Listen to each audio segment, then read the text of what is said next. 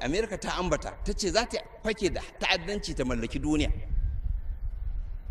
saboda ita ta kirkiro abinda take nan ba da yake ba samu wanda za su yi masa aiki ba, su suke da kansu. Sojojin Amerika da na Isra'ila suna na ƙasar nan, kuma suna nan suna tattaunawa da wai jami'an tsaron ƙasar nan, wai suna kawo tsaro daga wata tsiyawa ita Boko Haram, wanda ba ta san su ne Boko Haram ba wani abu. Maganan ƙwara ɗaya ce, kisan mutane, kisan kuma na rashin hankali, ba kan gado, a samu dandazon mutane kawai a kashe. In kun ce Boko Haram ne, me yasa kuka je kuka kashe mutane a masallacin Juma'a na birnin Kano? Sallah haram ne? Me yasa kuka je kasuwan sayar da wayan salula kuka tada bam? Shi ma yin waya ɗin haram ne? Yanzu kisa ne ake yi ko ta ko ina, a kasuwa ne, a ofis ne, a kanti ne, a tashan mota ne, a gida ne, a titi ne, duk kisa ake yi. Saboda haka tunda labarin ne kenan kisa, gara ma ka san akan me aka kashe ka.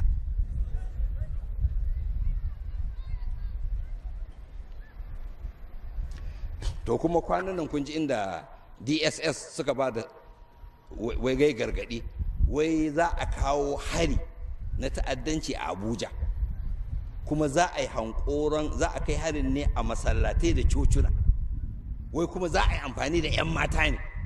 To don Allah, in ba ka da hankali, mu muna da shi. Don Allah, ina DSS suka san wannan magana? Inda gaske ne sun ji labari ne, su je su kama wa'annan mutanen mana. Me yasa suke gargaɗin mutane? Su ne za su sa bam ɗin, ba wani ba. Sun yi tanadin 'yan matan da za su ɗaura ma bam su kashe, kamar wannan wanda suka turo mana a hanyar Kano, sun tanadin su ne, sai su ɗaura musu su ingiza cikin mutane, su matsa remote control.